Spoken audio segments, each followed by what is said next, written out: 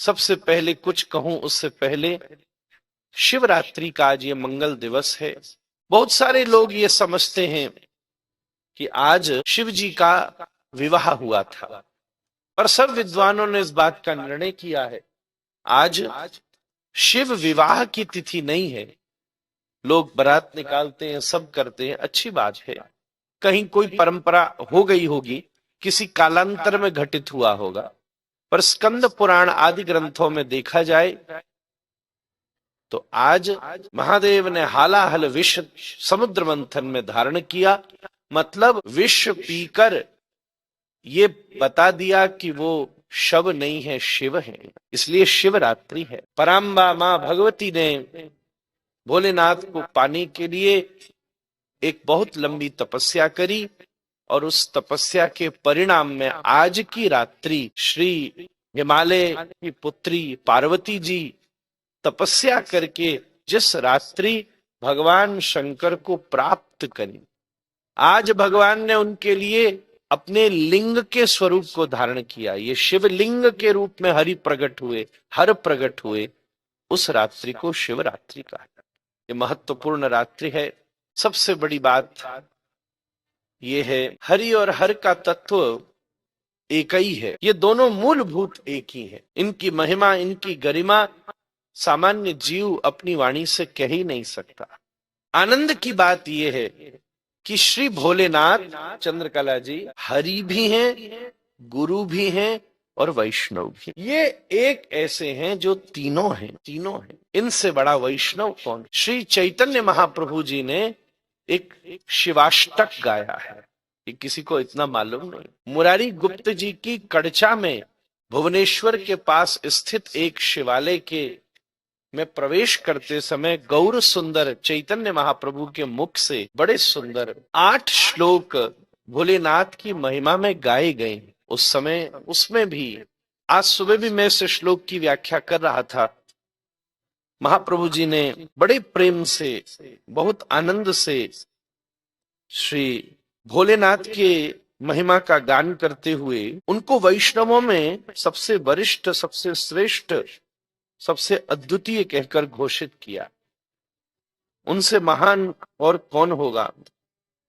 श्री गौर सुंदर प्रवेश करते हुए 6ठे श्लोक में क्या कह रहे हैं? श्री राम गोविंद मुकुंद सौरे, श्री कृष्ण नारायण वासुदेव इति आदिनामामृत पानमत्त भृंगादिपायाखिल दुख हंत्रे। गौर सुंदर कह रहे हैं, श्री राम, कृष्ण, गोविंद, मुकुंद, नारायण, वासुदेव, इन नामों के रस को लेने वाले, जो भृंगों की पंक्तियों में सबसे अग्रगण्य, इन नाम के रस को सबसे ज्यादा पीने वाले श्री भोलेनाथ को मैं बारंबार प्रणाम करता। नमो नमस्ते त्रिदशेश्वराय, महाप्रभु जी के शब्द हैं। भूतादिनाथाय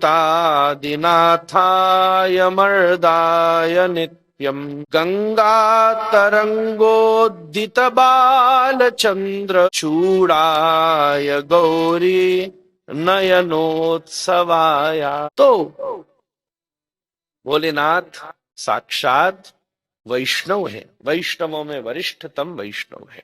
भोलेनाथ सदा बैठे बैठे पार्वती जी के संग क्या कर रहे हैं?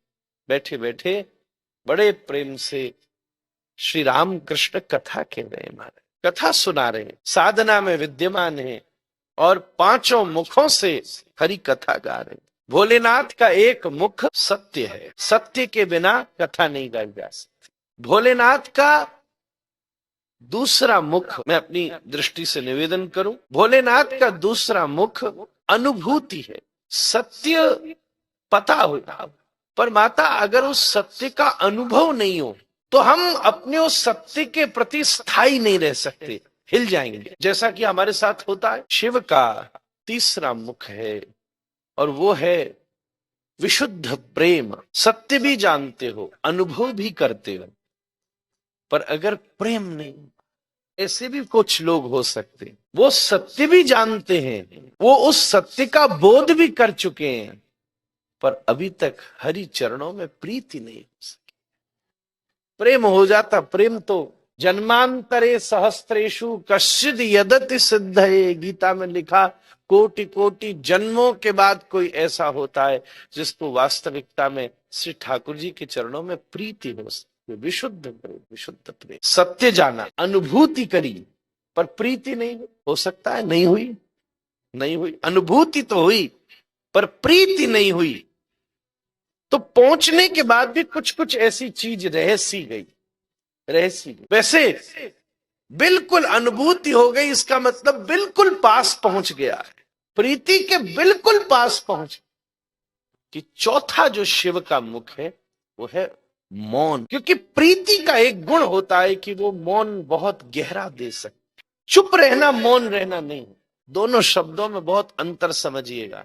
चुप रहना तो नियंत्रण है, चुप रहना नियंत्रण है, चुप रहना मजबूरी भी हो सकती है। एक शायर ने अच्छी बात लिखी है, मैं चुप हूं इन परिस्थितियों के कारण, वरना क्या बात कहनी नहीं आती। आज तो बहुत कहनी आती है, मैं चुप हूं। ऐसे बहुत सारे लोग महसूस कर सकते हैं कई बार कई स्थानों पर। तो मैं फिर से दोहराऊं, एक रह गया बात जो मेरे पास धरी है। पहला मुख सत्य है, दूसरा मुख अनुभूति है, तीसरा मुख प्रेम है, चौथा मुख मौन है, और पांचवा मुख हरि का नाम है। वो मौन के बाद निकल सकता है, मौन के बाद, सन्नाटे में, चुप्पी में, बिना मुंह हिलाए। हमने अनुभव किया अपने सदगुरु के पास बैठकर, ऐसा बिना मुख हिलाए अगर दुनिया सुनाई देने लग जाए, बिना आवाज किए, बिना जोर से बोले, आवाज कम है प्रभाव ज्यादा है। नाम, पांच हरि नाम है। ये हरि गुरु वैष्णव रूपी शिव, शिव शंकर और शंभु के रूप में विद्यमान, ये तीनों तत्व विलग विलग हैं। ऐसे शिवरात्रि के दिन हम उन्हें प्रणाम करें। श्री राधा वृंदेश जी की छत्र छाया में, महाप्रभु जी की नाम छाया में, ऐसी अनुभूति से वैष्णवों में वरिष्ठ शिव की अभ्यर्चना का सौभाग्य हम लोग पावें।